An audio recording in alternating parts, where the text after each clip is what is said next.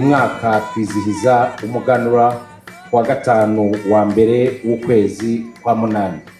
Uyu mwaka rero umuganura ukaba wizihizwa ku nsanganyamatsiko igira iti umuganura isoko y'ubumwe n'ishingiro yo kwigira.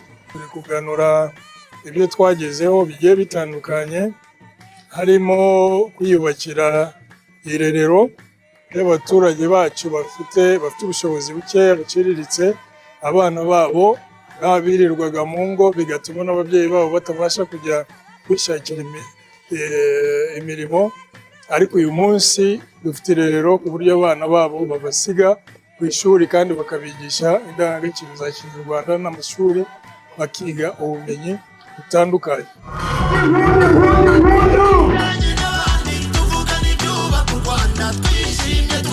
Muri uyu mujyi wa Kigali abaturage turabasaba nanone gutekereza ku bindi bikorwa, kuko umuganura ntabwo ari igitaramo gusa, ntabwo ari ibirori gusa, ahubwo ni umwanya wo gutekereza ibikorwa by'iterambere bihereye ku muryango. Ni umwanya twibutsa abaturage kwicara mu muryango bagatekereza ibikorwa bibateza imbere mu muryango, bagatekereza ibikorwa bibateza imbere ku rwego rw'akagari, ku rwego rw'umurenge, ku rwego rw'akarere ndetse no ku rwego rw'umujyi.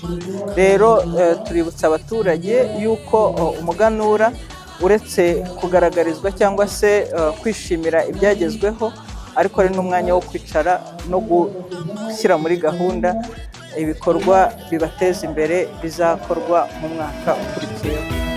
Umuco gakondo w'Abanyarwanda harimo ikiremwe, umuco gakondo w'Abanyarwanda harimo ikiremwe, umuco w'iwacu Rwagasabo harimo ikiremwe, umuco